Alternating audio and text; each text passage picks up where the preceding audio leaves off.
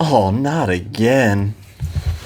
Welcome back to Flying the Kupp. I am your host, Michael Bennett. And I'm Josh Kupperstein. I need a new phone. Speaking of what you do on your phone, Josh, where else can you find us? That's a great question. You can find us on YouTube and Spotify. We are at Flying the Kupp. We can find us at flyingthekupp.com for all our videos, news, updates, and soon-to-be merch. And you can follow us on Instagram and Facebook. We are at Flying the Kupp. If it's in your search bar, if it's that name you can't see, it's spelled Kupp. Michael Bennett. And kids these days are spending a lot more time on their phone, but when we think about outdoor recess, we're not spending it on our phone. We have a little bit different of a history with our recess time. Alex Remmey, thank you for joining us here today. Great to be here again. What was your recess like?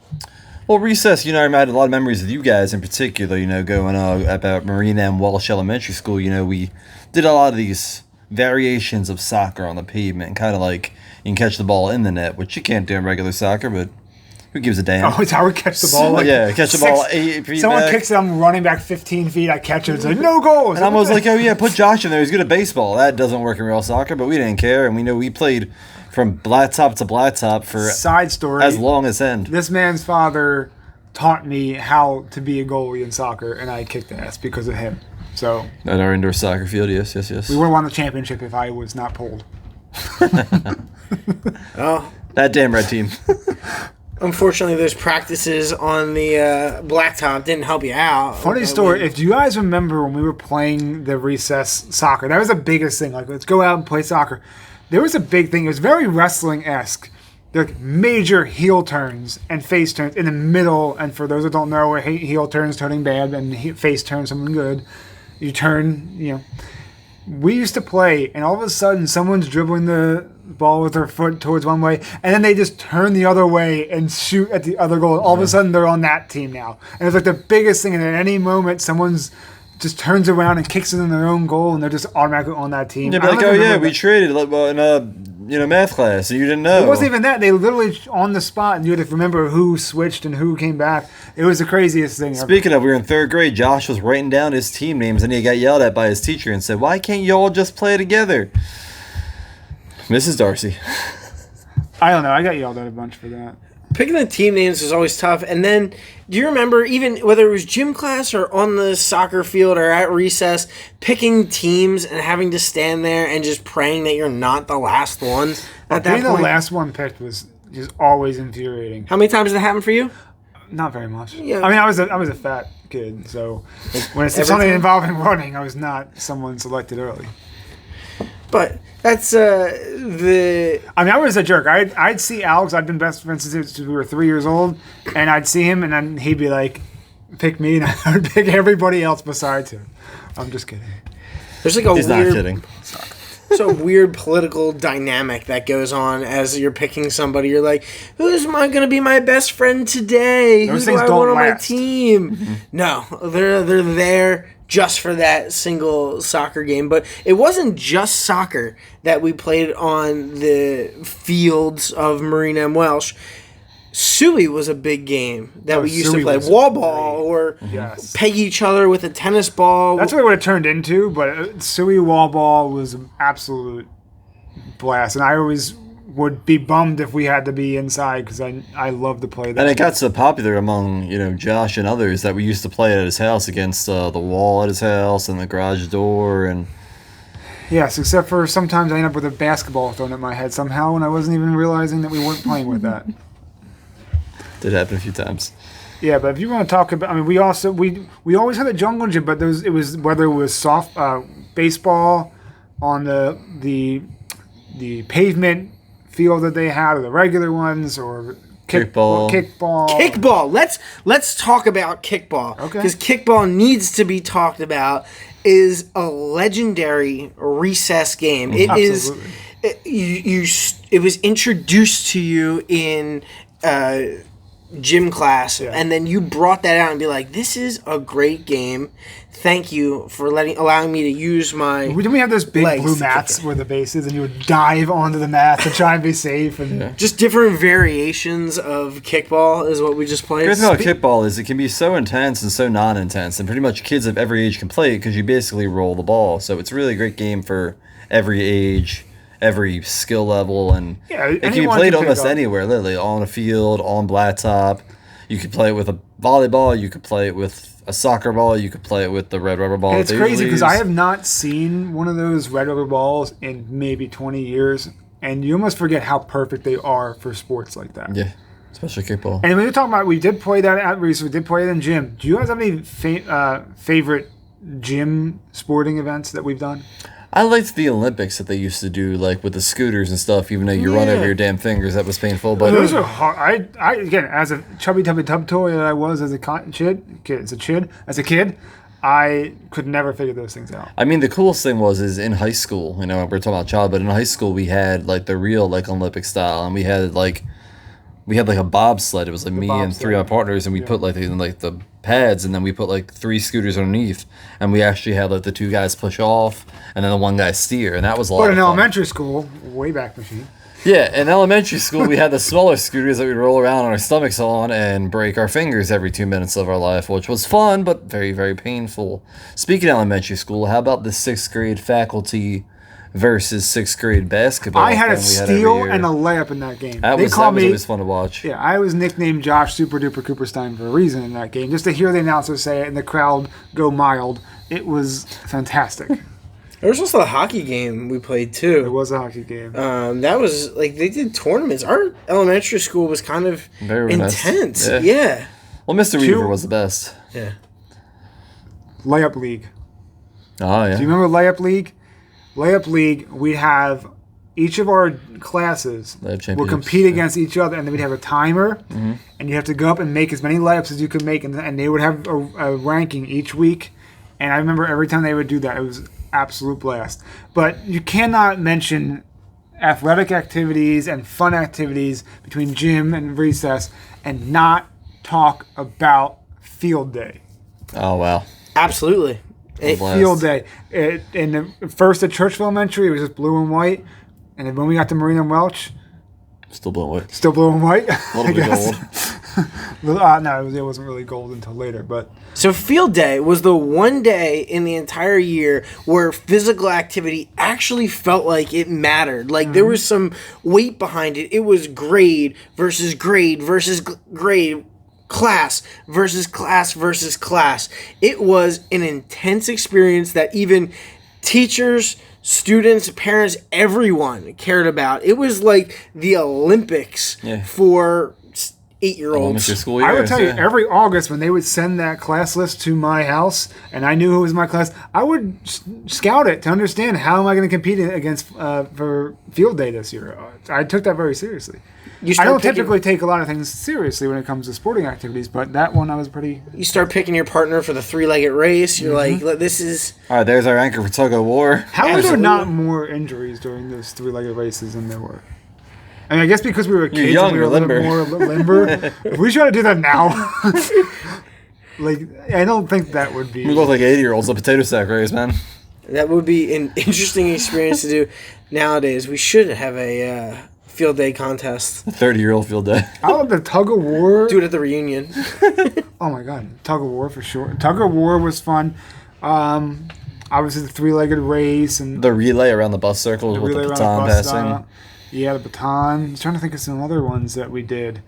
But it was just great, and they had. I remember they would bring in these like lunches. You know, we had 8-year-olds, dripping sweat like they just ran through the Olympics. But it was Like I said, intense. people Like, were intense. It was. You want to talk about building camaraderie and pride amongst team, especially as a young child. Yeah. Because it was also towards the end of the year, nice weather.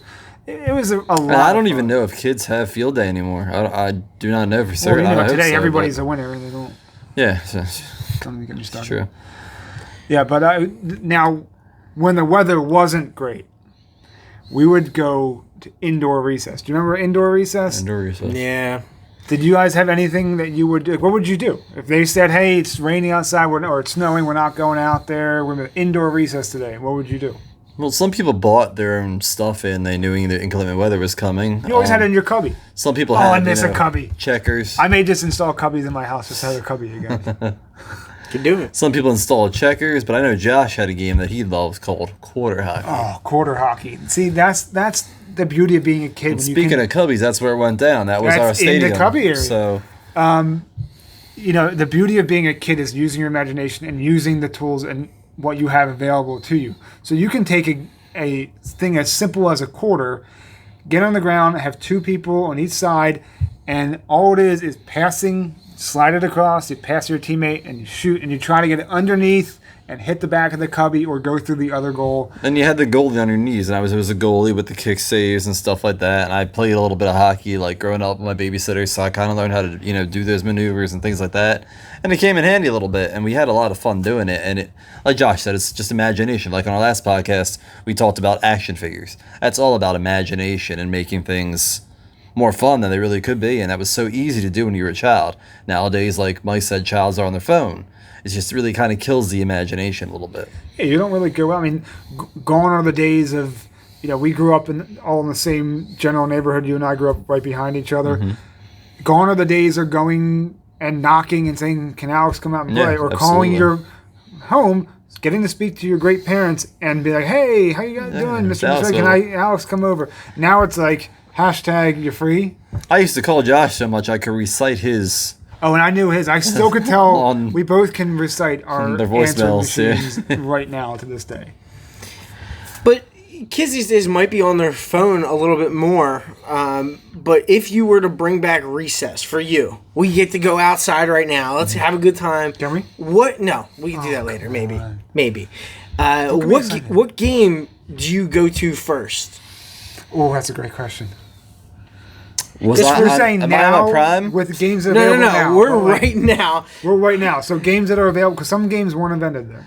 Well, if it was right now, I mean, I'd be Kupperstein? more of like a cornhole or something like that. Something more strategic. The horseshoes. No, it's got to be already on the recess field. They don't have horseshoes. They don't have cornhole. Like for me, but if it's I'm now, going straight to the jungle gym. I want to experience that slide again. I want to do some monkey bars. Like I want to swing.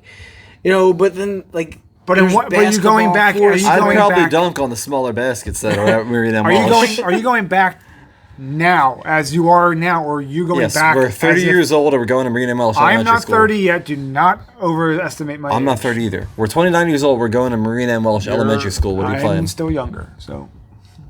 We're going to Meridian Walsh at 29. What are you doing? That's my question. Going to play soccer, and I'm going to switch teams in the middle just to be a jerk. Okay.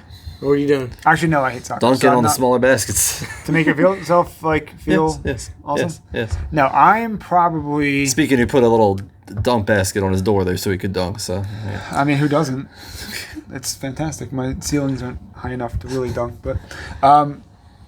that's a really good question. Because especially if we're not... There's games now that, like Cornhole, Can Jam, that would be fantastic. But kids don't have that. Kids don't have that. What are they supposed to do? They got Foursquare. They got to use their imagination again. I might throw in a monkey wrench, something we didn't talk about, but it actually was a fantastic game. I don't remember the exact name. The game in the four squares. The game in the Foursquare? Foursquare? Foursquare. That's what it's called. I think it's called Foursquare. It's called Foursquare. I knew that. I was foreshadowing. It's called a pitch. I'm pitching you that idea. I think Josh needs to take a lap. Maybe. I'm going to take a lap. So the game called Foursquare, where you're in 4 boxes and you kind of bounce to each other, there was very little skill involved, but it got kind of violent, kind of like Stewie and Wallball did when we were around. We're going to bring Josh back into frame. He kind of cried himself a little bit over there, so we're going to bring him back into frame now. But it turns out I feel like all of our games were fairly violent. They were. Back on it, I mean, like soccer turned violent. It was a betrayal and backstabbing.